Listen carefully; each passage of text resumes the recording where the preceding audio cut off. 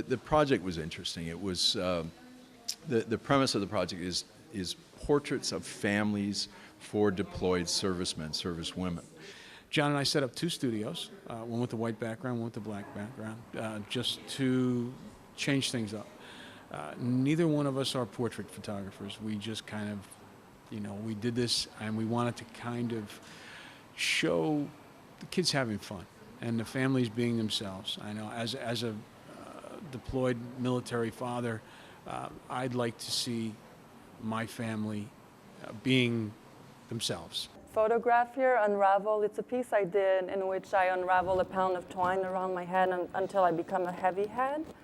And so I feel like a lot of things we create, or dramas we create, become knots in our head, and we need to untangle them in one way or another. Support the Kid was founded by Nick Wolver, and basically he was diagnosed with a childhood cancer when he was 22 years old, and that put him in the pediatric ward. So he was able to firsthand observe a lot of what kids go through when they deal with cancer and how they don't even really understand what's happening to them half the time. They had to ride out the hurricane, so it just wasn't practical for them to be able to go home, and food service was provided as well.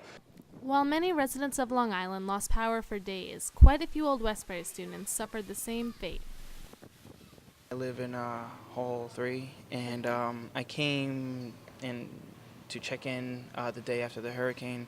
There was absolutely no power. It's the town's main street.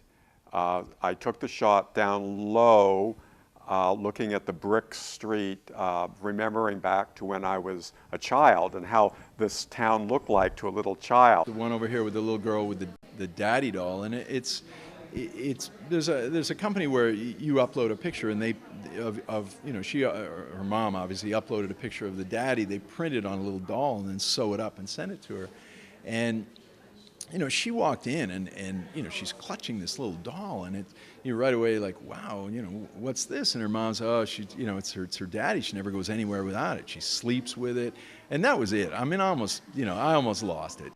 He knew at one point, especially after he'd had the surgery on his lungs, he knew his time was coming to an end, and he didn't want the same thing to happen to other children with cancer.